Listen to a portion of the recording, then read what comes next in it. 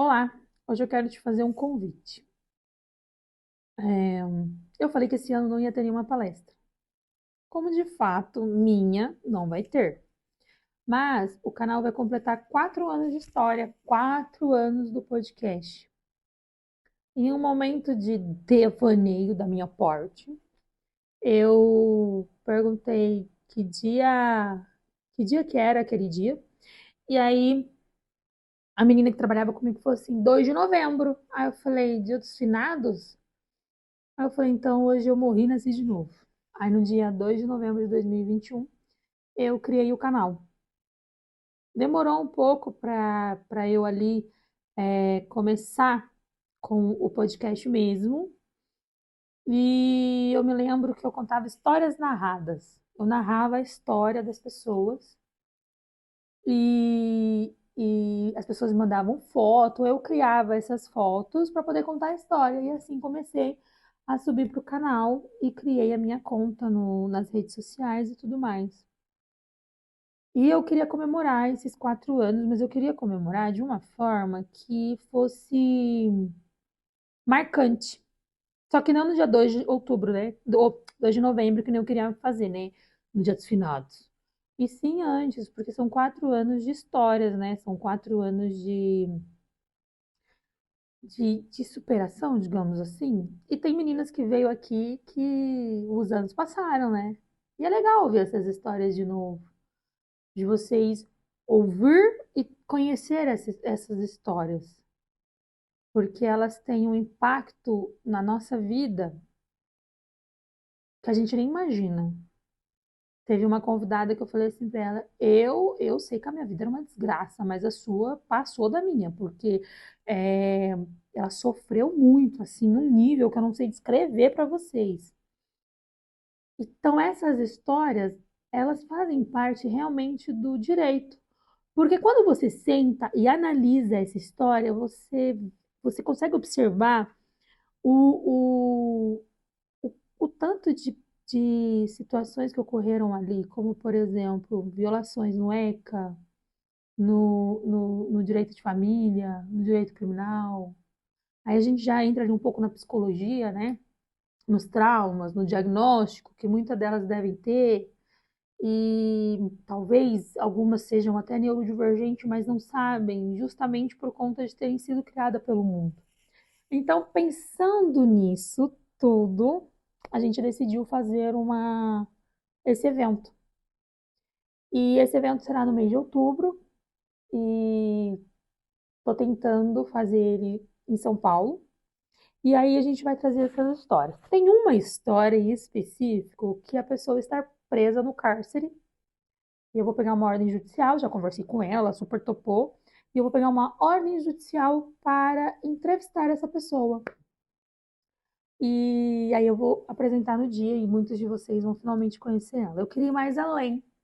Eu queria conseguir com o juiz da execução a autorização para ela poder participar dessa palestra, né? Mas eu acho meio difícil. Mas não impossível, não é mesmo? Então eu quero fazer esse convite para vocês, que assim que tiver a data e o dia disponível, para vocês ver. Caso ocorra da gente não conseguir em São Paulo, onde eu quero fazer, ali próximo à Avenida Paulista, próxima estação de metrô, aí eu vou tentar disponibilizar um ônibus ou uma van para buscar quem tiver interesse na estação de metrô. Não, de trem, porque aqui não tem metrô, aqui tem trem. E eu acho que vai ser bem legal. O que vocês acham? Um evento só do podcast, só de histórias do podcast. Ouvir pessoas que passaram pelo sistema e que passaram aqui pelo pod e hoje a vida delas são tão diferentes. Eu acho que vale muito a pena reouvir, né, novamente essas histórias, mas hoje com notícias boas para contar. Então, esse é o convite que eu quero fazer para você. É muito fácil você passar no direito quando seu pai e sua mãe é advogado, quando você tem uma. Como é que eu escuto muito assim? Quando você é apadrinhado. Então você escuta muito isso. E ninguém nunca para perguntar, tipo assim, mas quem era essa doutora antes? E quem começou do zero. Exatamente, como que ela começou? E tem muita gente que quer entrar para essa área e não entra por conta dessa falsa essa falsa impressão de tipo, fulano entrou porque tem padrinho. Tipo, exemplo, Márcia, mas você deu... eu odeio quando fazem isso comigo. Só deu certo porque existe o Felipe, existe seu marido, mas ninguém sabe ninguém sabe da realidade. Mas que, tipo assim, não estudaram. Exatamente. Ninguém sabe que o Felipe surgiu porque, vem cá, Felipe, vem cá que eu vou te usar, entendeu? Ninguém, tipo, sabe da história, do contexto, de como surgiu tudo pra chegar onde chegou. Entendeu? Tipo, ninguém sabe. Por que você tá rindo aí? Eu fiz uma piada pra você, até porque o Felipe, ele é um pouquinho sobre Você vai morrer comigo. Meu Deus, ele não pode nem saber disso, também que ele não assiste. E tipo assim, ninguém sabe. Então, quando eu venho alguém aqui, eu sempre pergunto, porque existe uma pessoa, existe uma história, muita gente ali sequelado, porque na sua infância não teve um pai e uma mãe presente, aí vê alguém ali que teve um pai e uma mãe presente, e ali os pais construíram uma estrutura para a filha, para os filhos, uma carreira, para que os filhos tivessem uma vida boa, e isso hoje eu percebo que meio que ofende, aí já começa a desqualificar o outro, porque os pais fizeram o que era certo. Sim. Sabe? Então, tipo, eu vejo isso assim o tempo todo, e eu fico olhando para aquilo e falo, eu tinha todos os motivos para ser revoltado e julgar todo mundo que tem algo melhor, e não, eu vejo e falo assim, é esse futuro que eu quero para minha filha. Como, por exemplo, uma vez eu escutei assim, fulana ia pra faculdade de Mercedes, eu falei, pois a minha vai de BMW, porque eu vou trabalhar para isso. Para que ela saiba que ela pode andar de BM ou de metrô, porque as condições dela vão ser boas para isso, sabe? E aí eu vejo que, tipo, pra muita gente que é sequelado, isso é uma afronta. Mas esquece que tem toda uma história. Aí você entra na árvore genealógica, que eu falei, né? O vô e a avó, às vezes, não veio de uma família rica, mas trabalharam para ter. Deu pros filhos, os filhos tiveram uma boa educação, passaram pros outros filhos. Nem todo mundo é destruído psicologicamente, como a maioria, né? Então, quando a gente vê, olha e fala assim, mas... pera, isso não é normal, porque você tá acostumado a ver só gente destruída psicologicamente. É porque eu acho que também essa questão do psicológico hoje em dia vem de geração. Eu acho que cada geração é uma geração diferente, a gente tem várias coisas que envolvem o social de fato, a política, a criação. Então, assim, são várias coisas para poder formar um ser humano, sabe? E aí, voltando nessa questão dessa pergunta, falando não sobre a minha árvore genealógica, mas falando um pouquinho sobre os meus pais, eu não digo que eu sou rica financeiramente, tenho estrutura financeira condizente, adequada, entendam da maneira como for melhor essa colocação, mas eu tenho uma riqueza estrutural em relação aos meus pais por princípios e valores. Riqueza estrutural, ela fala chique, né? Riqueza estrutural. Porque a minha... Traduz. A tradução, a minha base, a estrutura da minha família se deu por princípios e valores e construíram quem hoje eu sou. Então, a honestidade, o caráter, ser uma boa pessoa, ter empatia pelo próximo, respeitar a opinião do outro, tudo isso fez a minha formação. Eu sempre tive meus pais muito presentes na minha vida, eu conto com eles até hoje, como eu disse no começo da nossa conversa no off. Tudo que eu vou fazer hoje em dia, eu converso muito com o meu pai, com a minha mãe. Sou casada há 14 anos, então eu tenho o meu marido como base também. Então eles, para mim, a minha irmã, eu só tenho uma irmã, e a minha irmã também é tudo pra mim. Eu falo que é o melhor presente que os meus pais me deram foi a minha irmã. Então é a minha estrutura familiar. E é tudo por eles, e quem eu sou hoje eu devo a eles. É graças a eles. Ai, que bonita, chorei. Tudo bem. Achei bonitinho, né? Que ela falou, amor, show de lágrimas. E assim, pra mim, assim, foi assim a vida inteira. Eu sempre pude contar com o meu pai, com a minha mãe, com a minha irmã. Quando teve uma época da minha faculdade, eu comecei a faculdade e eu parei. E quando eu parei porque eu queria trabalhar, não porque era obrigatório, porque jamais a minha mãe colocou isso como imposição, mas é porque eu era muito nova e eu falava, eu vou estudar e trabalhar ao mesmo tempo, tá cansativo pra mim, eu quero só trabalhar porque eu vou ter o meu dinheiro. né? E cabeçada, porque eu não precisava realmente dessa questão. Mas quando eu fiz algumas escolhas, a minha irmã foi a primeira a pegar na minha mão e falar para mim: vamos lá, se matricular de novo, eu vou com você. Você vai concluir, você vai terminar, você vai fazer o que você precisa fazer. Então, assim, o meu marido esteve do meu lado o tempo todo também. Durante a prova da OAB, a gente brincava. A gente é casado, mas parece que você nem está em casa. Porque foram um ano que eu passei na OAB, né? Eu estudei durante um ano e passei durante esse um ano. Só que foi um ano que eu abdiquei da família, foi um ano que eu abdiquei do meu marido. Então, você abdica de coisas para poder se dedicar ao que realmente é necessário. Então, meu marido, ele quem fazia o almoço, quem fazia a janta, quem limpava a casa, quem lavava a roupa, quem trabalhava fora, para poder me auxiliar. Então, você vê que tudo isso foi uma formação. Meus pais me criaram lá atrás para me fazer ser quem eu sou. A minha irmã sempre me apoiou nas minhas tomadas de decisões, sempre esteve presente na minha vida.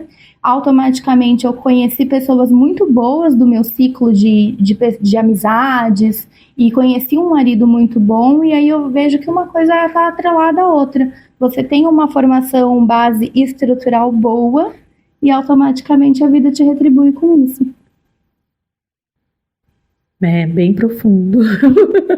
Eu tô ainda perdida na sua palavra. Como que é que você falou? Base estrutural. Não, como foi o outro nome que ela falou? Ajuda aí, o TDAH. Você acabou de falar.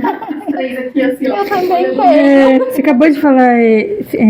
Ai, gente, como foi a palavra que ela falou? Que eu falei, traduz essa palavra aí. Acho que foi isso que eu falei, da base estrutural de princípios e valores. Não. Foi. Você falou um outro nome. Eu não sou rica, mas eu tenho. Tem uma base estrutural. Base estrutural. Eu vou aprender esse nome. Acho interessante essa sua explicação. Porque a estrutura em si, eu acho que é algo que se constrói, que se edifica. Mas sempre abaixo da estrutura sempre tem alguma coisa, que é a base, né? Abaixo da estrutura. Então a base estrutural foi o que fez eu ser quem eu sou hoje. Meus pais, a minha irmã. Então, sua irmã é mais nova que você? Minha irmã é caçula. Ah, era mais nova. Eu juro que você... Quando alguém fala que eu começo a chorar, você acredita? Às vezes eu vejo a Mirella com o pai dela, eu olho assim e falo, como é bom ter pai, né, filha? Eu falo pra ela. Porque, tipo, é uma coisinha que você olha e você fala assim, meu, talvez se eu tivesse tido um pouquinho disso, as minhas escolhas teriam sido diferentes. Com certeza teriam sido. E eu fico vendo aqui, eu falo, como é importante, né? Um pai... Lógico, a mãe, ela tem a sua importância na vida da criança. Na verdade, eu acho que e o pai tem... Exatamente. E o pai, ele também tem a sua importância. A ausência de um ou de outro vai causar algum dano ali naquela família. Ou naquela criança, quer dizer, ou na escolha de parceiros para o futuro, ou na escolha de vida, de como viver, de como vai ser. Exatamente. Psicologicamente ela vai ter ali seus problemas, né? Óbvio, vai tomar um tarja preta de vez em quando, mas tem a importância, não tem uma régua ou uma balança para medir. Os dois são importantes. São importantes iguais. E a minha família, eu costumo dizer que é uma família tradicional, mas aí a gente entra novamente na questão dos valores. Não é uma família tradicional financeira da capital paulista. É uma família tradicional onde meu avô e minha avó fizeram 60 anos de casado. Tá, porra, 60... Ou, desculpa. Os meus outros... 60 anos beijando a mesma boca, pai. Isso por parte de pai. Por parte de mãe, a minha avó ficou casada com meu avô também por seus 50 anos e só separaram porque morreu. Então, meus pais são casados, eles vão fazer agora em julho. Fizeram em julho. É um junho? Julho. Junho. Vão fazer 40 anos de casado. Então, assim, a minha família inteira é assim, sabe? Bem unida, todo mundo presente. Os meus avós já eram assim, que criaram os filhos que são assim. Você comemora Natal? Tudo. Todo mundo junto? Natal, Ano Novo, Dia das Mães, Dia dos Pais, aniversários. A nossa família é bem comemorativa, bastante festiva. Eu e a minha irmã, a gente ama Natal, a gente decora a casa com tudo que a gente vê pela frente. A gente se antecipa, assim, muito tempo para poder comprar decorações novas e a gente decora a casa inteira e varanda e Eu adoro isso tudo. também. A árvore de Natal tem que ser gigante. E antes, quando a gente era criança, era pequenininha, mas aí a gente foi crescendo e a árvore foi aumentando também. Eu hoje sou advogada, minha irmã ela é veterinária, então ela tem a profissão dela, eu tenho a minha, meus pais têm a deles, então a gente vai criando aí uma melhor condição financeira e a gente vai investindo dessa forma no Natal. A gente vai botando bolinhas diferentes e vamos fazendo as festas. Quando você escolheu o direito, o que seus pais falaram? Então, na verdade, o direito, ele veio para mim como um incentivo da minha mãe, porque a minha mãe gostaria de ter feito direito. A minha mãe, ela sempre plantou essa sementinha para mim. Ela queria ter feito direito, ela teve a oportunidade, porém, financeiramente se tornou inviável em algum momento, quando estava perto do fim, inclusive, quando faltava 1 ano para ela concluir a faculdade, e esse sonho dela foi interrompido e ela nunca mais retomou. Tanto que a minha mãe hoje ela é gestora hospitalar, ela é pós-graduada, mas ela nunca mais retomou para a área do direito. E ela plantou essa sementinha em mim, que eu acho que eu já nasci com ela, porque quando você começa a estudar e começa a atuar, você se identifica de um fato como se realmente eu nasci para isso. E eu acho que veio dessa forma, da minha mãe, essa raiz que a gente plantou e cresceu. Por que sua mãe não pode falar? Por que ela não quis? Não é que ela não quis, para ela foi algo que ficou no passado. Foi algo que ela tentou, ela fez durante um tempo, interrompeu por condições financeiras. Passado um tempo ela conheceu o meu pai, casou, teve 2 filhas. Minha mãe foi fazer faculdade depois dela ter formado as filhas. E ela deu prioridade para a formação das filhas. Então ela me formou a minha irmã e depois ela foi fazer faculdade, depois ela foi estudar. E aí depois ela fez pós-graduação. Minha mãe fez faculdade e pós-graduação, minha mãe já tinha mais de 50 anos. Ela priorizou as filhas dela. Uhum. Puta que pariu, minha mãe comprava Coca-Cola e batata e comia na minha frente, velho. Entendeu? Eu Ela tive fica uma brava quando mãe eu falo. excelente. A minha mãe, eu falo, nossa, assim, pra mim é um marco, eu enxergo a minha mãe como uma fortaleza, assim, sabe? A minha mãe, se Não quer me adotar, não? Se algum momento eu tiver algum momento de desequilíbrio, pra mim ali é o meu porto seguro, é o meu centro, assim, sabe? Porque realmente ela nunca demonstrou fraqueza pra gente, independente de como fosse, ela nunca repassou essa questão pra gente de fraqueza, de responsabilidade. Ela sempre fez a gente cresceu com responsabilidades delegadas, porém, ao mesmo tempo, a gente era criança, a gente foi adolescente, a gente se tornou adulto. Ai, você tá fazendo e assim chorar, foi. velho. Ai, meu Deus. Mãe, fez a gatinha. Ai, meu Deus. Eu falo que deve ser muito bom É muito Você- bom, ter isso. sim.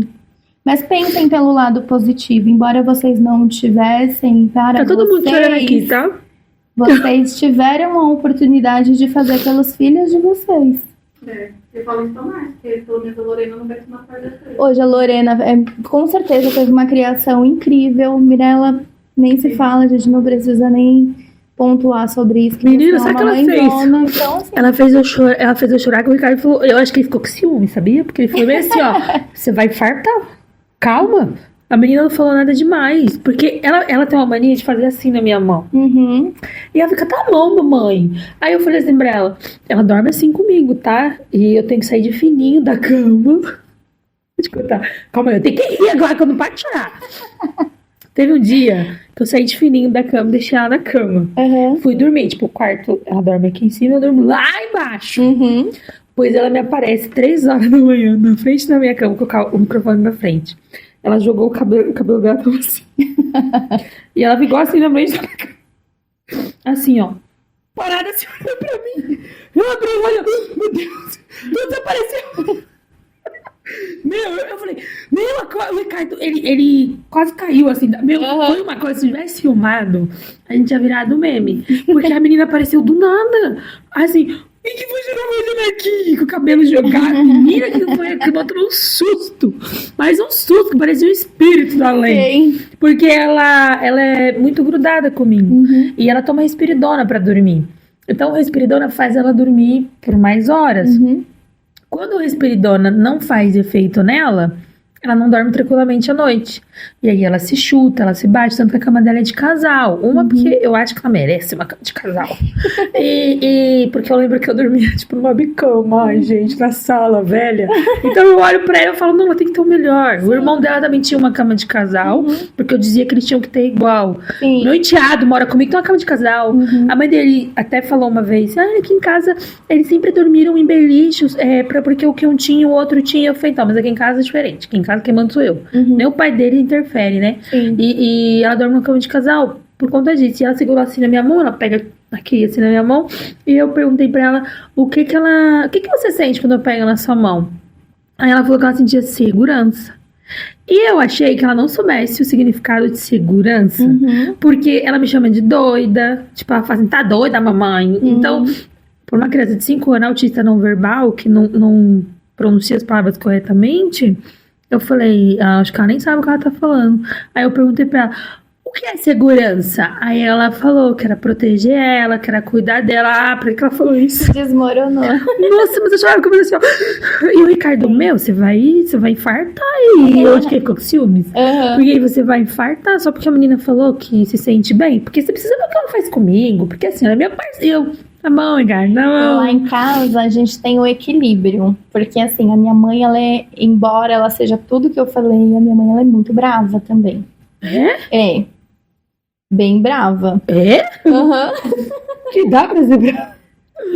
Ela é bem brava. E o meu pai já não, o meu pai já é mais carinhoso, meu pai, ele explica o porquê das coisas. Então, assim, não é só porque eu disse não é não. Não funcionava assim, funcionava, você não vai por conta disso, você não pode por isso. Então, sempre tinha um porquê, sempre tinha uma justificativa.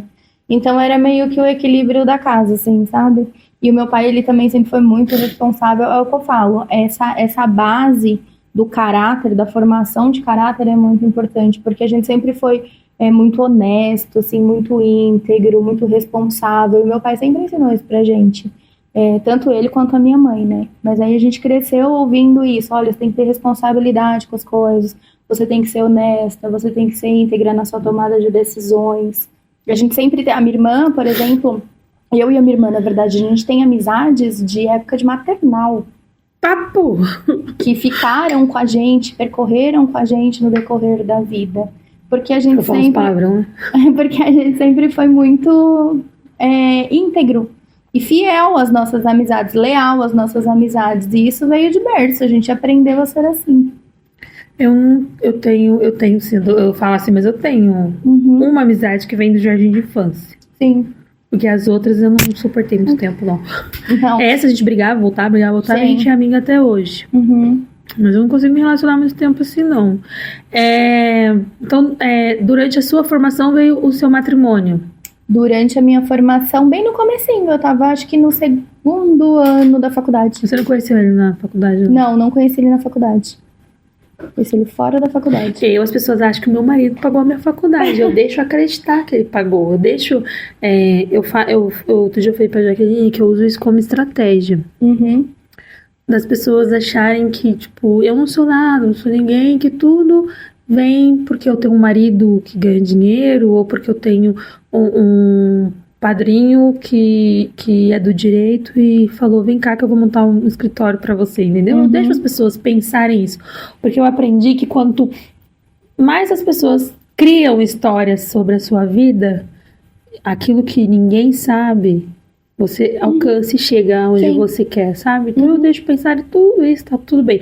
Isso são especulações. E antigamente eu discutia, tá? É seu, é você quem sabe, você que sabe da sua vida. Mas eu discutia, eu queria provar a todo custo que a pessoa tava mentindo. Por isso que eu falo, o estudo ele muda as pessoas.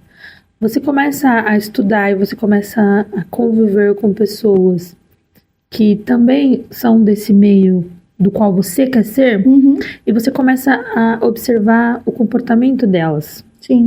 E através do comportamento delas, você acaba sendo um reflexo no seu. Então você vê que pessoas que não discutem pra provar nada e seguem a vida delas. E eu trago isso muito pra mim. Uhum. Eu mudei tanto que meu marido tinha ciúme de mim. Não, agora ele tem. É se espelhar em quem você quer ser, É. né? E pra crescer realmente. Ai, mas eu vou te falar uma frasezinha aí do Facebook aí que é verdade. Ande com 5 pobres e você será o sexto. Ande com 4 ricos e você... Ande com 4 ricos, não, ande com 5 ricos e você será o sexto. Sim, Ande com pessoas burras, você vai continuar sendo. sim. Ande Os com tubarões não andam com sardinhas. ande com pessoas que têm objetivos na vida, você vai ser uma delas. Exato. Porque isso Propósitos. influencia. Eu queria falar assim igual você. Nossa, já pensou na hora de uma discussão? Eu, olha... Você vai falar. Ai, não, eu sou muito briguento. Não, mas você vai conseguir se manter no eixo. Falar, olha, você não vai desalinhar o meu chakras. Eu vou ficar Meu, mas eu já tentei. pleníssima.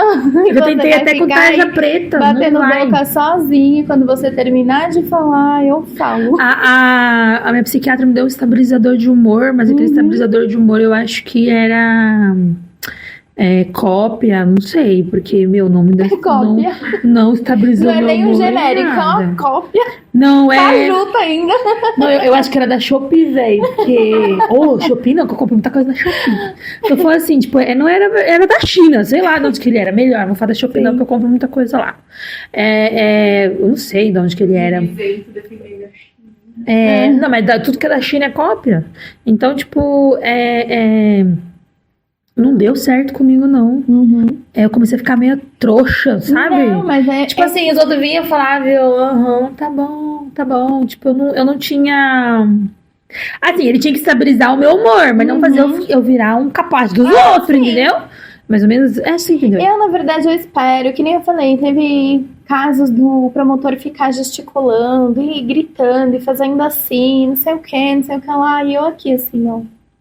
Aí eu falei, terminou, doutor, posso falar agora? Aí quando eu começava a falar, ele começava a gritar. Aí eu falava, vou esperar o senhor terminar de falar.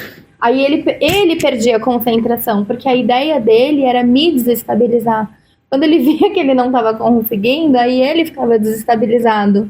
E aí ele gritava mais ainda, senão ele perdia o foco do que ele estava falando e ficava assim, ó. Aí eu falava, terminou, doutor, concluiu? Posso falar agora? É errado quando a E eu pessoa continuava. tá gritando assim, você virar pra ela e falar assim, pode gritar bastante porque minha terapia tá em dia. Eu não sei se é certo ou errado, mas eu acho que é questão de conduta de cada um. Cada um tem uma forma de se expressar. E aí não tem como a gente pontuar muito isso, porque é do ser humano, é de cada um, a forma como você lida com a situação. A forma, por exemplo, teve um professor meu que na época de faculdade, essa história do crime, por exemplo, ele falou, porque quem aqui, foi essa pergunta que ele fez, quem aqui tem coragem de matar alguém? A sala inteira ficou olhando pra cara dele e ficou com a mão abaixada. Quando ele falou, e se você tivesse a oportunidade de tomar uma arma de um assaltante, que seria ou você atirar nele, ou ele atirar no seu pai, na sua mãe ou no seu filho, o que você faria? Você viu como o contexto muda? Todo mundo levantou a mão. Então, assim, você tem coragem? Até que ponto você tem coragem? Depende da situação, depende das circunstâncias. Cada um tem uma essência, cada um tem uma forma de lidar com a coisa. Eu falei, Ricardo, que eu só visito ele na cadeia se ele matar alguém que tentou matar a Mirella ou eu. Caso contrário, vai ficar lá, falei pra ele. O meu marido, ele é muito bonzinho. Ele nunca faria nada de errado. Mas eu brinco com ele também. Já por ser da área, eu falo assim, um dia você fizer alguma coisa, eu entro lá dentro só se for pra te matar de novo. Porque eu não admito. Mas assim... Não, eu falo que só se for legítima... excesso na legítima defesa. Eu ainda uso esse termo. E eu falo pra ele, não conte comigo para nada. Fala, só se for o excesso na legítima defesa. Porque ele fala assim, Mirella, se ela apanhar de alguém, quando chega em casa... vai apanhar, eu falo, só se for de você que apanhando de mim, né? Você tá querendo dizer assim, né, que eu vou te bater? Porque ela não tem que aprender assim, eu tenho que bater em todo mundo, senão eu vou apanhar em casa. Depois cresce violenta, aí você vai lá, briga com o pai da criança ainda, aí daqui a pouco vocês saem no tapa, quando vai ver, um matou o outro, e aí, como que faz? É complicado. Ainda me corrigiu, dizendo que não tem como matar o outro. Foi, tem sim, eu atiro em você e depois eu caio. Essa questão de criação é muito complicada, porque não existe uma regra, não existe algo entre certo e errado, uma cartilha dizendo, olha, vai por esse caminho aqui que vai dar super certo. Não tem isso, criação cada um é de um jeito, É muito complicado esse negócio, por isso que eu não tenho filhos ainda. Sem vontade de ter? Tenho, daqui uns 2 anos, porque minha vida hoje ela é muito corrida, do meu marido também. Então, assim, primeiro a gente precisa se centrar, e porque eu acho que é uma tomada de decisão que depois, quando a gente põe pra fora, nunca mais volta pra dentro. Então, é nosso, pra vida. Então, é algo que a gente não vai conseguir mudar de ideia depois. Então, tem que ser de uma forma muito consciente. Principalmente hoje, porque a gente, como eu disse, a gente é casado há 14 anos. Já demoramos todos esses anos para poder ter filho. Então, não tem por que ter na pressa, sabe? Não foi algo que aconteceu assim. Quando será algo planejado. Quando Deus quiser e quando a gente conseguir casar as coisas, a gente com certeza vai ter um.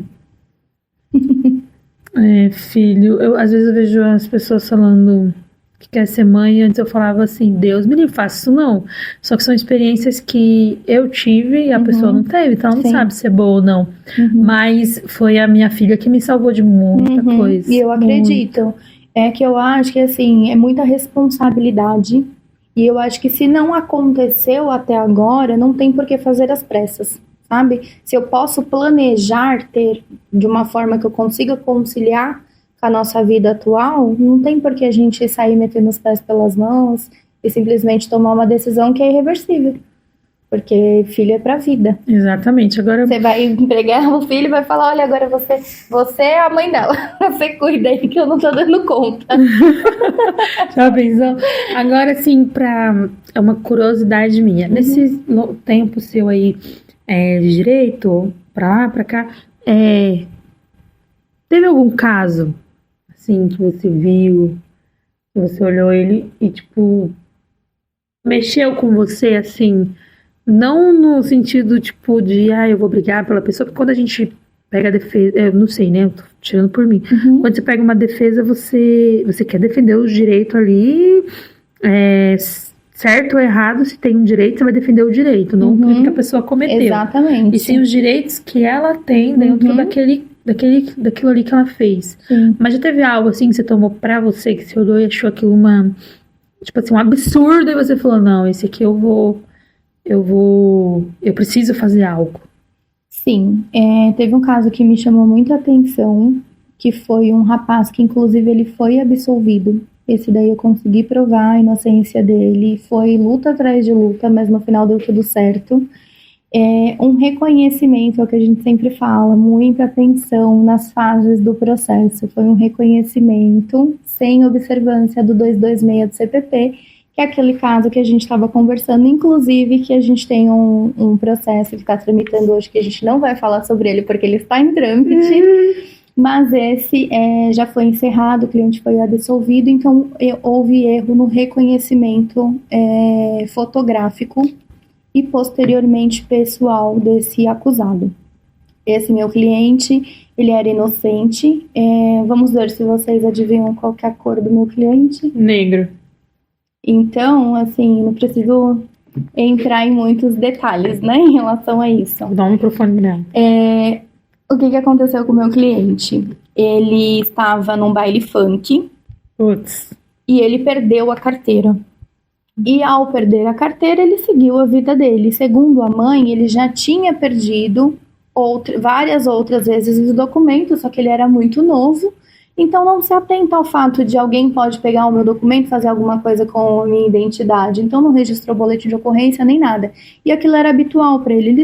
Ele sempre perdia os documentos dele. E nessa de perder os documentos dele, alguém encontrou a carteira com o documento dele e assaltou um Uber. E a carteira dele ficou no banco traseiro do veículo.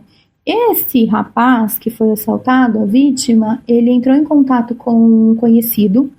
Esse conhecido era um policial, não sei dizer ao certo se militar, civil, não me recordo. Mas quando ele ligou para esse policial, encontraram o veículo abandonado com o documento do meu cliente no banco traseiro. E eles levaram a vítima até o local e mostraram a foto do documento do meu cliente, perguntando, foi esse rapaz que te assaltou? E no calor da emoção, você acabou de ser vítima praticamente de um roubo, um revólver estava apontado para você, qual que é a chance de você, sobre o calor da emoção, olhar aquela foto no RG e dizer que não foi um assaltante? De não reconhecer aquela pessoa como sendo o autor do crime? Praticamente nula. Sim. E esse foi o reconhecimento do meu cliente. E aí o meu cliente teve que provar, ele foi preso, ele teve que provar que ele não estava naquele local, que embora o RG fosse dele, que ele havia perdido, a gente teve que comprovar por outras pessoas que ele estava num bar jogando bilhar com amigos na data e horário do crime, que inclusive a tia dele tinha vindo com sacolas de mercado, carregando as sacolas, e que ele e os amigos ajudaram essa tia também deu depoimento na fase de instrução durante a audiência de julgamento. A gente juntou o ticket do mercado, comprovando o horário que ela passou com as sacolas e o depoimento dos amigos para corroborar também de que ele não era o autor daquele delito. Mas assim, meu cliente ele ficou preso por 8 meses em relação a um crime que ele não cometeu. Então esse foi o caso que mais me marcou, e me marcou não só pela questão da inocência dele, por ele ter sido preso por algo que ele não cometeu, mas por eu ter conseguido provar que ele era inocente. E aí ele foi absolvido? Ele foi absolvido. Caraca! Ele foi absolvido, teve reconhecimento pessoal, depois, durante a fase de instrução. Ele chegou aí pra audiência e tudo? Foi pra audiência, na audiência que ele foi absolvido.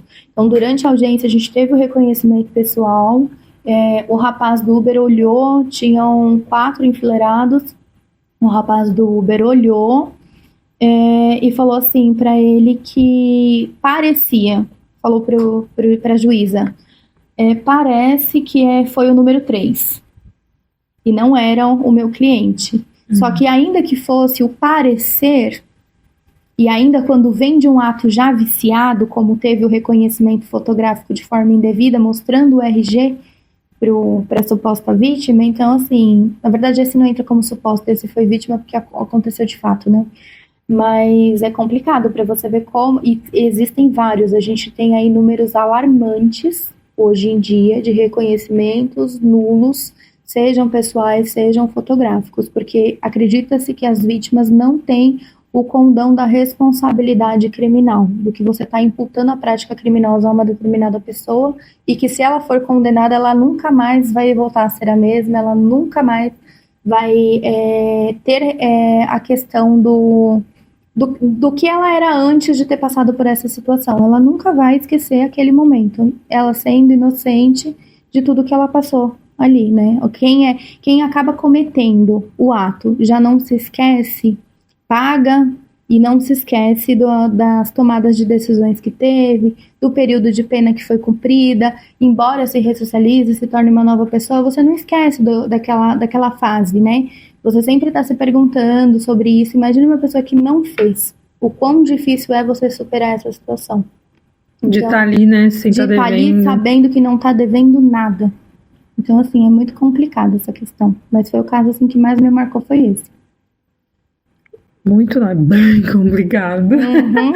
E deixa eu te falar, o criminal, quando você decidiu ser a advogada criminalista, né? Tipo, para a área criminal, você é advogada criminal. O que foi a chave para você? Bom, a chave foi porque eu fazia estágio na Câmara dos Vereadores. E eu prestava a assistência para um chefe de gabinete, que era advogado. Na verdade, ele é advogado, só que ele não trabalha mais na Câmara. E vinha muitas pessoas de baixa renda que não tinha condições de pagar um advogado particular, mas que também não tinha acesso, porque a gente sabe que a gente entra numa fila na Defensoria Pública, que não é tão simples quanto parece, que é só você chegar lá e falar, preciso constituir um advogado, não é assim que funciona. Principalmente na fase de inquérito, você só tem direito a um advogado quando aquele inquérito ele já foi instaurado e já houve denúncia pelo Ministério Público. Então, quando aquele processo já foi iniciado, já tem número de CNJ, e aí começa a atuação da Defensoria Pública. Então, assim, na fase do inquérito você não tem acesso, e aí, por conta disso, esse advogado em si, né, você fica meio que atrelado a essa situação. Então, eu acho que é mais complicado sobre isso. A gente pontuar sobre a defensoria, sobre a questão da atuação inicial. Eu acho que fica um pouco vaga essa informação. Entendi. Entre choros e sorrisos. Brincadeira. É interessante. Você tem uma fala interessante, um jeito de falar interessante, de explicar as coisas assim, sabe? Que você consegue deixar eu que falo pra caralho sem reação. Eu fico tentando processar ainda o começo da frase. Acho que é porque o jeito que ela fala muito, muito certinho, né? E eu tento espaçar, na verdade, a forma como eu falo, para ficar um pouco mais clara, um pouco mais objetiva, mas é porque... Mas dá pra entender, não é uma coisa que a gente não... Não, é compreensível. Aqui eu estou admirando a sua fala.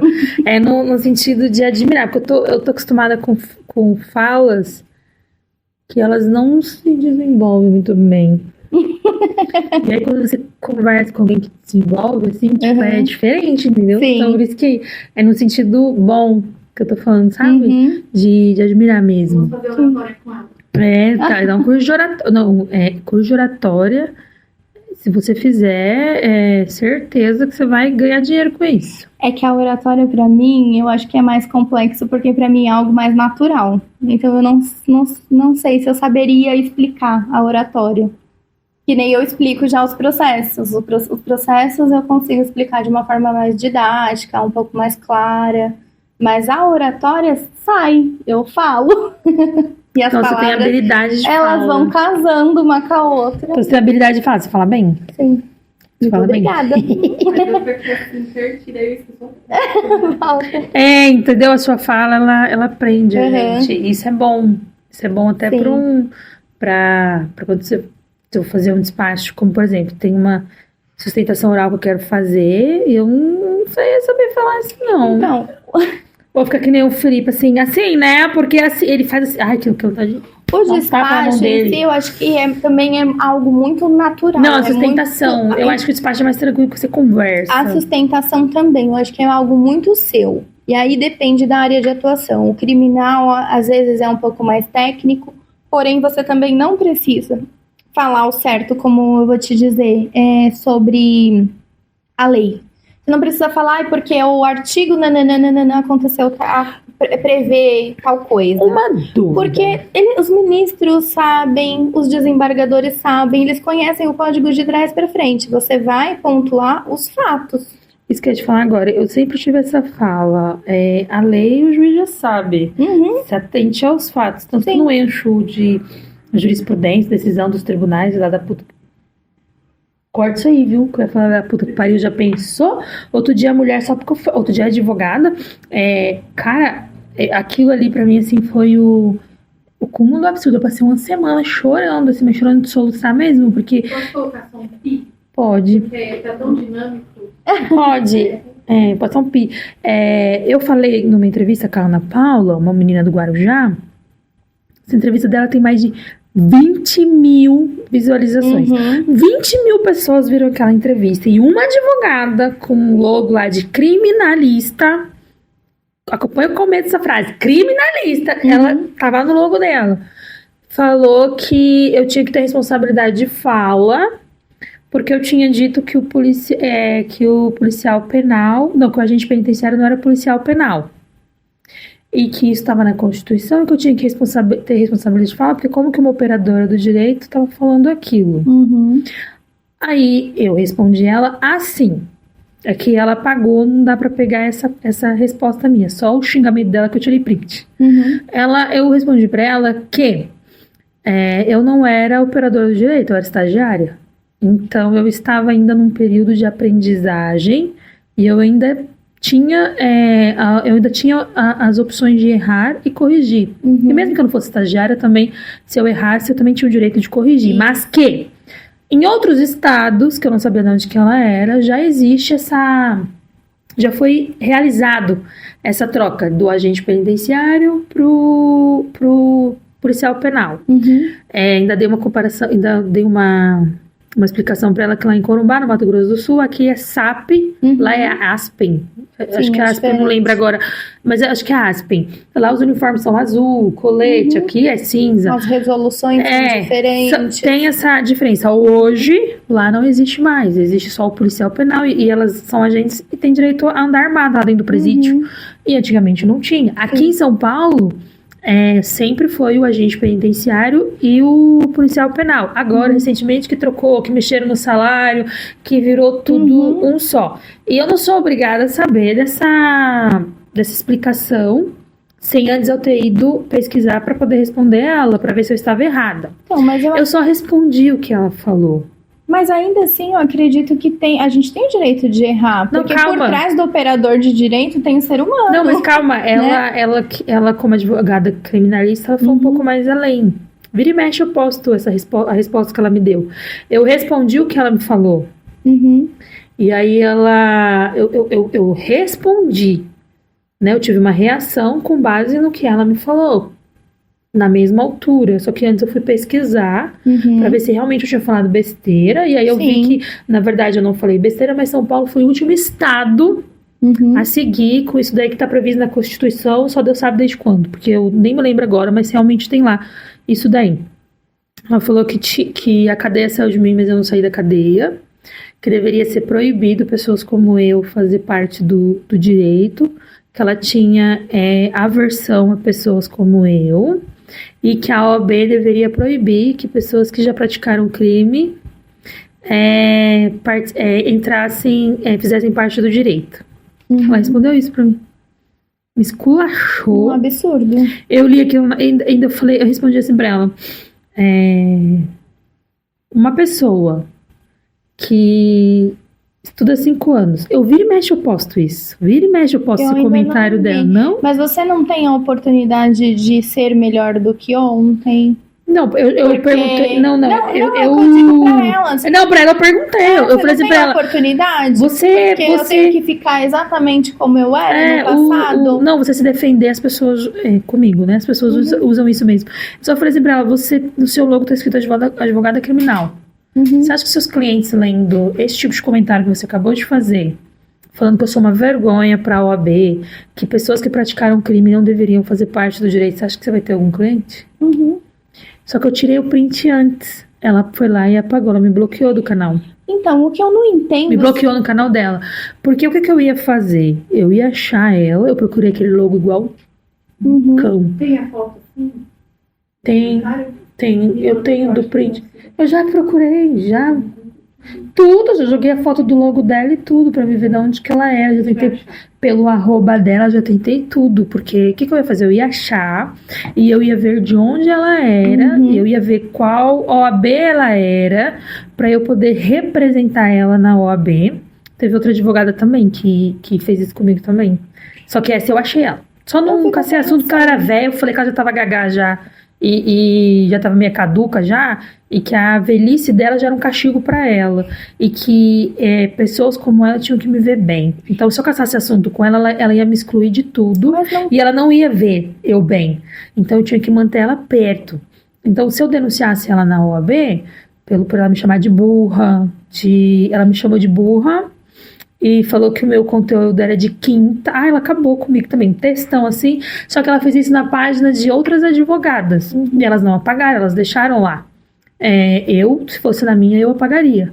Eu ainda fui no canal delas, ainda dei uma entrevista lá, porque eu falei, eu quero que ela me veja aqui. Ela não veio aqui falar de mim, então eu quero que ela me veja aqui. Quão desnecessário Eu passo isso por direto. Qual que é o intuito? Qual que é o objetivo final de você ir no perfil de uma pessoa... criticá-la. Não, ainda consumir um conteúdo, né? Ou pontuar algo que não é da sua alçada, porque você não sabe o que a pessoa passou, você não sabe quem é essa pessoa, porque a rede social é algo que é um mundo... Essa que eu te falei, quem achou ela pra mim foi essa segunda, porque a primeira eu não achei ela. Porque a primeira, eu ia representar ela na OAB, porque o que ela falou foi que ela são uma vergonha pra OAB. Eu acho que eu já fiz mais pelos outros do que ela fez, né? Mas tudo bem. Não se pode falar o que fez pelo outro, né? Porque senão deixa de ser bom, perde o efeito. Mas eu ia denunciar ela na OAB e depois eu ia procurar onde ela atendia. Sim. Tipo assim, qual era o lugar que ela atendia? E eu ia fazer com que as pessoas próximas a ela soubessem o que ela pensava. Então, Se ela quisesse me processar, foda-se. Agora o da outra, não. O da outra, quando a Jéssica achou ela pra mim, ela é do Rio Grande do Sul. Quando a Jéssica achou ela pra mim, achou o número da OAB dela, porque ela deixou o nome dela inteiro. Que ela falou que ela era criminalista há 30 anos. A doutora Jéssica falou assim, não vamos deixar barato. Ela chamou de burra, que não sei o quê. Denuncia ela na seccional dela. E, tipo assim, ela caía de paraquedas num stories meu, ela não sabia nem o contexto, e começava a dar uma explicação sobre algo que eu tava explicando, sendo que ela não sabia nem do que eu tava falando. Tipo assim, eram umas viagens que ela fazia, entrava na minha entrevista e julgava o que a convidada tava falando como se ela fosse o juiz. Enfim, a mulher era o demônio. Aí, quando eu vi que ela falando que era advogada há 30 anos e tal, eu falei assim, nem compensa representar uma mulher dessa? Porque a velhice dela já é um castigo para ela. Ela há 30 anos ela é advogada e, no mínimo, ela não se atualizou. Ela não deve seguir aí as atualizações recentes, ela não deve ter muito cliente. Então, quando a pessoa se afirma muito o tempo de carreira dela, é porque ela precisa dessa afirmação para ela seguir. E eu quero que ela me veja. Se eu denunciar ela, se eu for atrás disso, ela vai me excluir de todas as redes, ela vai esquecer que eu existo. E eu não posso deixar que isso aconteça. Eu quero que ela me veja todos os dias. Eu quero que ela saiba de mim todos os dias. Tanto que eu fui no mesmo canal onde ela foi lá, onde ela tava me xingando lá. Sim. Fui naquele mesmo canal, participei de uma entrevista lá, e daí se me chamarem de novo, eu vou de novo. Mas eu não fui atrás dela, porque hoje, né, antigamente eu não entendia assim, não. Antigamente eu queria guerra, briga, puxão de cabelo. Hoje não, hoje eu entendo que não tem castigo pior. Pra quem duvida de você, é ver você bem e ele não. Eu acho que esse é o maior castigo pra qualquer um. Essa, tipo, porra, mano, tô criticando essa fulana aqui, mas olha a vida dele, olha a minha. Na verdade, nesse ponto, eu acredito que diz mais sobre o outro do que sobre mim. É que você é uma lady, né?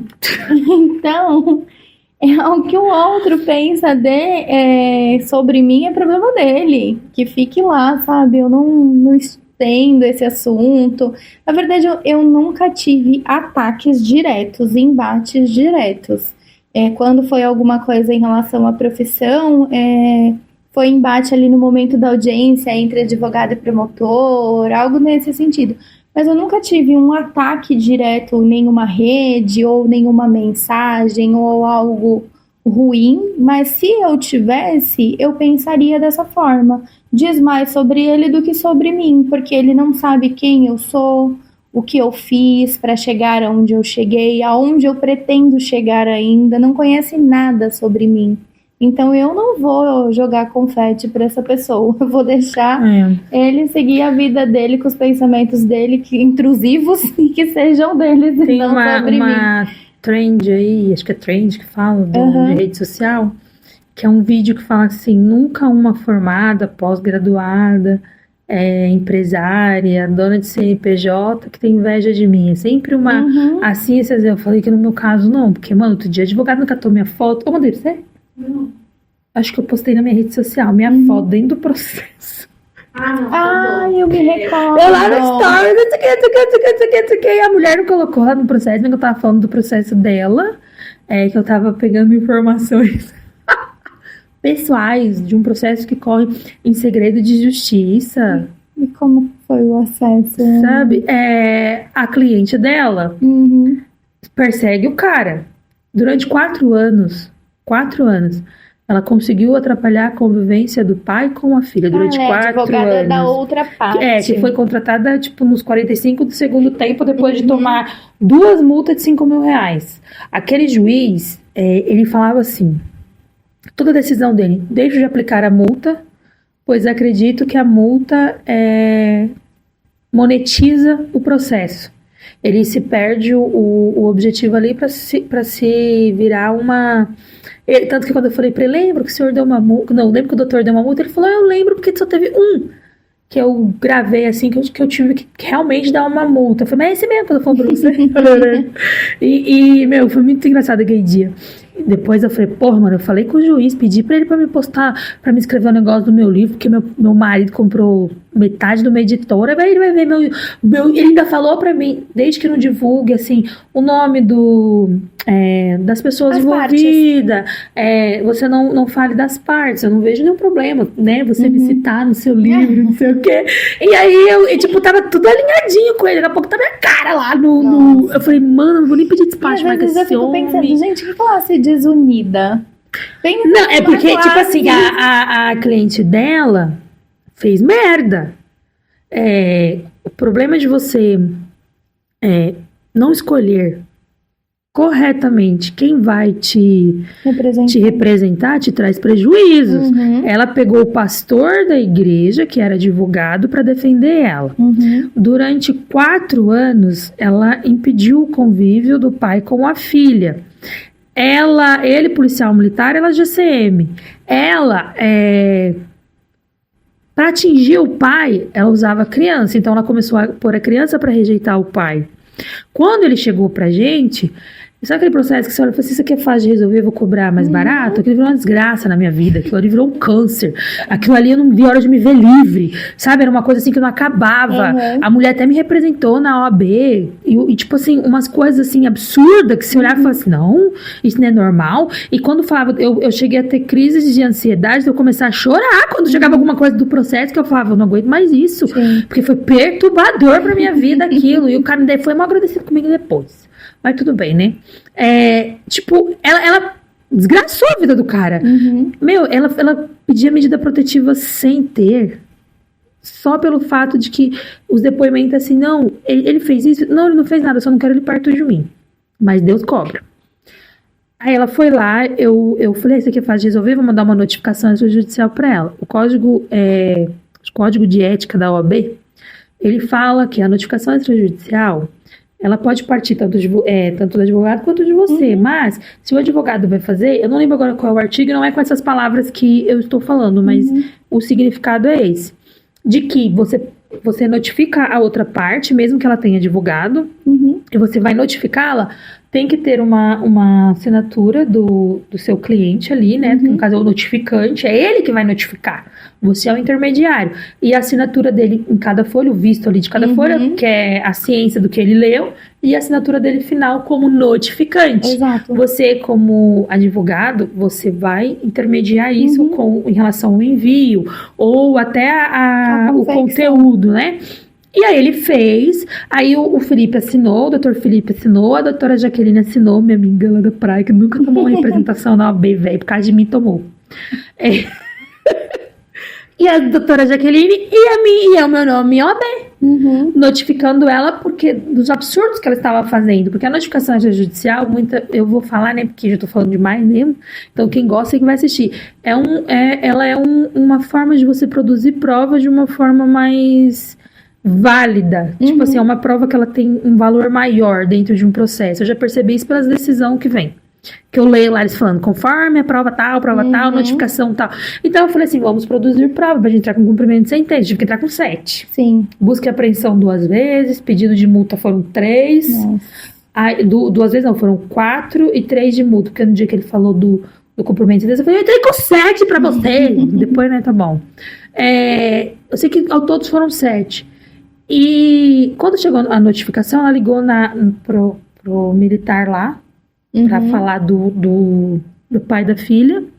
E depois foi na OAB e representou por assédio. Eu, o Felipe e a Jaqueline. Quando eles viram, já sabe que eu sou, né, esquentada, a Jaqueline chamou o Felipe e falou assim, Felipe, olha isso aqui, tá o meu nome e o seu, isso aqui é coisa da Márcia. Já sabia de onde veio. Nossa senhora, o Felipe me ligou e falou assim, uma notícia pra te dar. Eu falei, o quê? Você tomou sua primeira representação na OAB, você tá pagando sua anuidade? Eu falei, a OAB me apresentou que eu não tô pagando. Lógico que eu tô pagando, eu vou mandar os comprovantes. E ele falou, não, eu tô te perguntando pra você ter direito de usar. Aí eu falei, não, peraí, eu não tô entendendo. Ele foi e me explicou o que tinha acontecido. Nossa, mas eu fiquei doida com essa mulher. Eu imagino. Falei, agora eu vou me vingar dela, desgraçada. Mas quem que era quem que tava por trás? Não era ela, Era o advogado. você tá falando da mulher. Era ele que tava instruindo ela. Ele que tava dando o Era caminho. uma advogada ou Advogado. um advogado. Que parecia um sapo. Ele parecia um sapo, que eu peguei um ranço daquele homem. E o que ele faz? Ele disse que eu era apaixonada pelo cliente. Ai, meu Deus. Depois ele falou assim, esses advogados são apaixonados pelo cliente. Eu falei pro Felipe, ele te chamou de gay? Porque eu queria que ele brigasse também. Ele tava muito tranquilo, ele não queria brigar. Sabe quando você... Eu falei, você tá vendo que o circo tá pegando fogo, você não vai fazer nada? Uhum. Aí você acha que eu tô preocupado com isso? Eu falei, meu! Achava que criminalista tinha babado, mas família. Tem muito mais. Tem muito mais. Não, gente, às vezes minha mãe fala, nossa, Camila, Deus me livre e guarde essa sua área. Aí eu falei, mãe, você já pensou em atuar em direito de família? Mexe no bolso numa herança de um inventário que você vai ver o que acontece. Você vê gabaritar o Código Penal, o Código Você fala que Civil. o criminal é perigoso, mas vai numa vara de família pra você ver. Um processo de divórcio, um processo de guarda, uma alienação parental.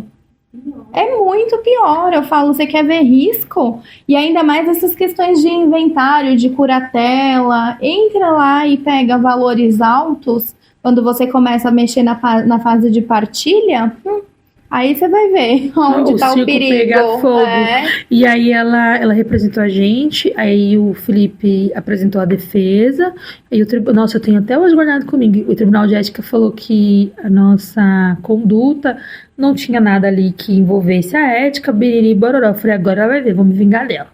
E aí não deu pra processar ela nem criminal nem civil, né? Mas eu falei, no processo eu pego ela. Uhum. Aí eu fiz um despacho com o juiz e aí eu falei pra ele, falei assim, doutor, teve um caso aqui que a mãe deu uma tijolada na cabeça do pai, o pai ficou com a cara sangrando 1 ano sem ver o filho. Esse pai era guarda municipal. Uhum. No Dia dos Pais, o juiz aplicou uma multa de R$5 mil. Eu lembro que você falou. O Dia dos desse Pais, daí. a criança tava lá feliz com Uhum. a criança com a Sim. mãe. A mãe entregou e o pai teve o melhor Dia dos Pais da vida dele.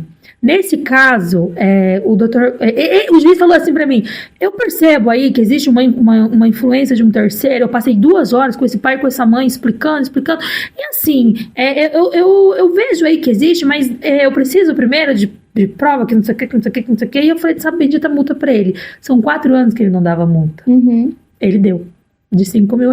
Igualzinho eu falei no despacho. Eu vibrava, falei que ia me vingar dela? Fiz da forma Isso. correta. E aí aplicou a primeira multa, aplicou a segunda multa, ela recorreu pro tribunal. Uhum. Não, antes de aplicar a multa, ela recorreu pro tribunal. O tribunal falou que não. Que se ela não obedecesse, ia aplicar a multa. Uhum. E descumprimento é multa, acabou. Uhum. Só que ela já perdeu recurso nesse tribunal umas 3, 4 vezes. Então, tipo assim, só vai pra aquela câmara. Uhum. E acabou.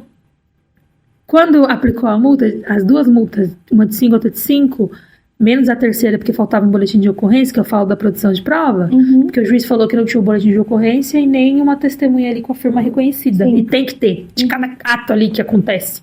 E foi pro tribunal, chegou no tribunal, ela perdeu.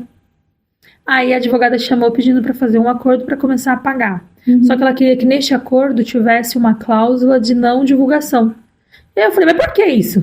Por que não divulgação? Não tô entendendo. Tipo assim, porque o medo dela é que as pessoas soubessem da multa, Sim. né? Moral da história. Quando ela perdeu todos os recursos, a filha começou um amor, assim, uma vontade de estar com o pai inacreditável, da noite pro dia. Uhum. O que laudos de psicólogo... Essa história é mais Alienação. complexa do que você possa imaginar. Laudos de psicólogo, assim, que atestava que a menina tinha ranço do pai. De repente, nossa, se curou, assim. Uhum. Foi uma cura, assim, absurda, da noite Sim. pro dia. Bastou ela perder ali mais ou menos uns 15 mil. Só de multa. Aí o amor começou. Aprendeu. E eu falo isso pro juiz até hoje, porque tem outro processo que a gente pediu a modificação do regime de convivência falando, tá, mas viu, em tal processo o amor surgiu, por que nesse aqui não pode? Uhum. Só que ela fez um monte de coisa assim, que nós vamos passar horas aqui falando, mas ela fez muita coisa, assim, no final ela acusou já o cara de estupro, Nossa. que ele tentou estuprar ela, tipo, durante 5 anos ela não falou nada, quando ela perdeu tudo, ela já começou a correr pra esse Chegou lado. no Mas tudo que extremo. você faz, o universo traz de volta pra você. Uhum. Ela não me representou? Junto com o Dr. Felipe e a doutora Jaqueline, eu ensinei o pai a representar o advogado. Uhum. Porque existe o excesso Uhum. da sua fala dentro de uma peça. E Sim. muita gente acha que é só pra mulher. Uhum. Primeira coisa que o Tribunal de Ética falou, tá bem grandão, assim, que o excesso nos termos usado, além da injúria e da calúnia, elas só podem ser usadas desde que o cliente tenha assinado, tenha uma assinatura expressa dele, Sim, desse termo. autorizando você a caluniar ali a outra parte. Assim como uma queixa-crime para ela ser protocolada nos crimes de calúnia, injúria e difamação, precisa ser específica. Exatamente. E indiciou o advogado. O advogado, para se defender, juntou todas as conversas, todas as estratégias, todas as falas, áudios, trocado com a cliente, que na verdade não era com a cliente, sim com o padrasto. Então a gente descobriu quem era o terceiro. E na hora que eu falei com o juiz, eu falei pra ele, mas o que você quer? Eu falei pra ele, o terceiro é o padrasto. Tá aí as provas. E eles ficaram brigando, dizendo que não podia juntar. A prova foi um cabaré, moral da história. O processo tá lá rolando, mas hoje a gente já sabe realmente quem que é o problema ali. Sim. Que é o padrasto. E eu perdi o amor pelo processo. Acho que por isso que ele não tá andando mais. E daí você vê e pensa, qual que é o perigo do direito criminal depois desse salseiro todo no direito de família, tá vendo? Não, eu acordei um dia nervosa e falei pro Felipe, a partir de hoje vamos defender bandido. Você tá entendendo? Não, Porque eu fiquei muito nervosa com O esse direito processo. criminal, eu falo, as pessoas às vezes julgam e falam, porque é perigoso, porque é difícil. Perigoso você promete coisas que não pode cumprir. Exato. Se você é honesto com o seu cliente, desde o momento que ele constitui você como defensor e você segue nessa honestidade até o final, não tem por que dar errado. Não sai prometendo coisa que não é da sua ossada, que você não tem como. Porque você tem costa quente com todo mundo, com o promotor, com o juiz, pra sair falando e dizendo que não, fica tranquilo que isso aqui tá garantido. Fica tranquilo que aqui a absolvição dá certa. Ou faz que nem aquele recurso lá que eu mandei pra você, que o ministro falou que o advogado não sabia nem o que tava falando. Ai, Exatamente, gente, que vergonha, né? Quando eu li eu aquilo- sempre falo para os meus clientes, eu falo, olha, de acordo com os fatos, pela análise do processo que eu fiz, há possibilidade de pleitear em juízo tal coisa, de acordo com a lei. E eu não vou fazer nada do que a lei não me permite. Então eu vou até onde eu posso. E o que pode ser feito no seu caso é isso. Esse negócio do caso que você falou, do cara que foi te ligar, porque ele prometeu um negócio, roubou. Então, eu falo, gente, você tem que ter responsabilidade. Responsabilidade é não prometer o que você não pode cumprir. Ser honesto com o seu cliente e dizer, olha, aqui eu consigo fazer esses pedidos, formular tal, por exemplo, esse caso aqui não comporta absolvição, mas comporta uma diminuição de pena, uma questão de substituição, sei lá, cabe alguma coisa nesse seu processo, mediante a análise que faz previamente. Mas agora dizer, não, fica tranquilo que eu vou te absolver. Essa sua absolvição que foi prometida por você, sem qualquer responsabilidade, depende do parecer do Ministério Público, depende do juiz, depende das testemunhas, depende de uma série de coisas e requisitos que talvez o acusado não preencha, e que você tá lá prometendo, tá garantido aqui, ó, vem comigo. Tem muito isso mesmo. Entende? Então, assim, é falta de honestidade, é falta de caráter, é falta de ética profissional. Isso aí é falta de ética, ó. O cara derrubar as bandejas ali, a gente já veio até já falou com ele. Mas, Já falou ai, com meu ele. Deus do céu, a Jaqueline falou, eu não tenho Manda uma educação. notificação. Porque, tipo, mano, é um negócio que a porta, né, aqui é um condomínio. Como que você vai ficar ali naquela porta aberta, gritando, que você não viu mais cedo, gritando no corredor? Manda uma notificação extrajudicial. Assim a gente produz prova e resolve o problema. Meu, tipo, eu não tô ali no centro de Santo André, onde o povo fica gritando Sim. a bolsa, a calça, 50 conto, bolsa, entendeu? E tipo, que você tá ali, então não tem o que fazer. Sim. Eu saí da onde eu tava porque começou essas porcaria de eleição, e aí, meu, era o negócio com o microfone, e aí me colocava uma música lá do... Mesmo aquele prédio mais humilde, a gente não via barulho no prédio em si. Eles Sim. não tinha agora. Era mais na rua, agora aqui é bastante. O negócio do acererê, raderê, lá da época de 2000, e lá vai bolinha, tipo, na frente ali na loja, então eles colocavam muito axé, muita coisa ali assim, eu falava, meu, isso aqui não dá pra gravar assim. E eu tive que sair de lá, mas eu sabia que ali era um centrão, agora que é um prédio, aí me faz um negócio desse. É um prédio comercial ainda. Não, e aí não tem, e o dia que ninguém vem, e o dia que, tipo, ninguém vem, que a gente vai fazer qualquer outra coisa, é um silêncio. E o dia que as pessoas vêm é uma desgraça dessa. Ai, eu vou te falar, viu? Ainda o dono dessa sala me coloca uma porta de vidro ainda. Eu e ele é brigado, mas ele quis renovar o contrato com o meu marido, viu? Ainda falou pro meu marido assim, acho que ele ficou meio sentido, né, com a treta, que ele falou assim, meu marido, olha, se você quiser colocar o nome da sua esposa como locatário, você como fiador, pra mim tudo bem, não precisa. Ele abriu mão até do seguro-fiança. Eu falei, mas esse homem tem alguma coisa. Eu falei, ele abriu mão do seguro-fiança, o Ricardo falou, abriu. Ele falou que tudo bem. Eu falei, também, né, o aluguel vem num dia, 10 dias antes tá lá, né, porque o medo, que eu tinha muito medo de vir pra cá. Muito medo, mas Deus foi muito bom na minha vida. E o Felipe também, né, que eu não posso descartar ele, né, porque se não é ele na minha vida, ela ia andar do mesmo jeito. Mentira. Você tem sorte, isso aí. Mentira, ela ia andar do mesmo jeito, não. Ele me dá alguns benefícios. Eu só não posso ficar falando isso pra ele, porque senão ele ficar se achando, ele se aproveita. Meu, você acredita que esse homem ficou assim falar comigo 3 dias? Eu fiquei tão mal. Lembra, Jaque? Nossa, mas eu fiquei muito mal, que eu disse assim, mano, eu ameacei que não ia falar com ele, porque ele queria que a Jaqueline fosse numa audiência de conciliação. A Jaqueline ia mandar o advogado tomar no cu. E não ia seguir com a representação na OAB. E eu queria que seguisse. Eu falei, eu quero guerra, eu quero briga. E ele falou, Márcia, deixa ela aí. Eu falei, não, quem vai é você. Você entrou nessa comigo e você tem que ir lá porque eu quero ir junto, porque eu quero falar. E ele falou, não, deixa ela aí. Só que eu conheço a Jaque. A Jaque, quando ela tá num bom dia, assim, ela xinga todo mundo. Ela não tá nem aí quem é.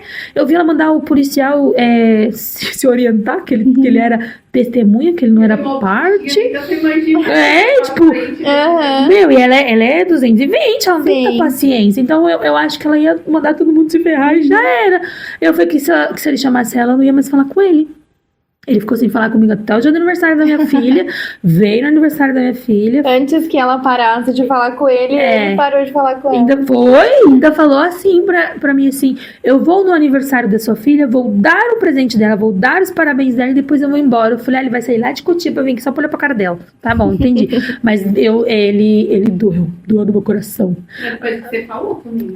Se eu não tivesse falado, eu tinha ficado quietinho, porque na segunda, depois que nós fizemos as pazes, que eu sumi, ele ligou, oi, tá tudo bem? Eu falei, só que eu ia ficar sem falar com você também, né? Você falou.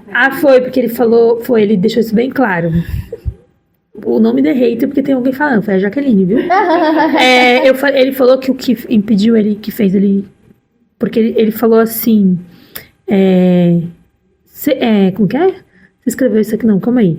Eu falei assim pra ele, se você ligar pra ela, eu paro de falar com você. Aí... Não, ele falou assim, não engoli. Ele escreveu assim pra mim. Isso aqui, não engoli isso aqui não. Eu falei, então toma água pra você engolir.